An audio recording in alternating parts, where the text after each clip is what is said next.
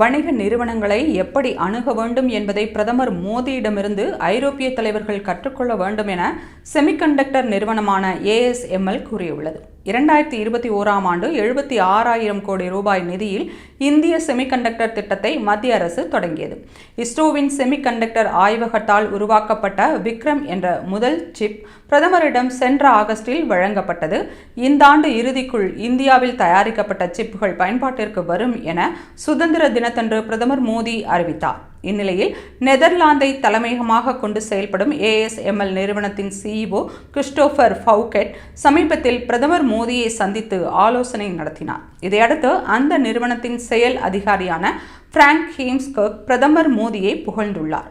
பெல்ஜியத்தில் நடந்த ஒரு நிகழ்ச்சியில் அவர் பேசுகையில், வர்த்தக நிறுவனங்கள் உடனான அணுகுமுறையை இந்திய பிரதமர் மோடியிடமிருந்து ஐரோப்பிய நிறுவனங்கள் கற்றுக்கொள்ள வேண்டும். முதலீடு செய்யும் நிறுவனங்களுடன் அரசியல் தலைவர்கள் உட்கார்ந்து பேச்சுவார்த்தை நடத்த வேண்டும் என்று அவர் கூறினார்.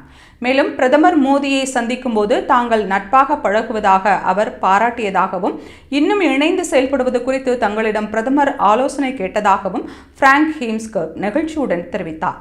அவரது இந்த கருத்து சர்வதேச அளவில் பல நிறுவனங்களின் கவனத்தை ஈர்த்துள்ளது.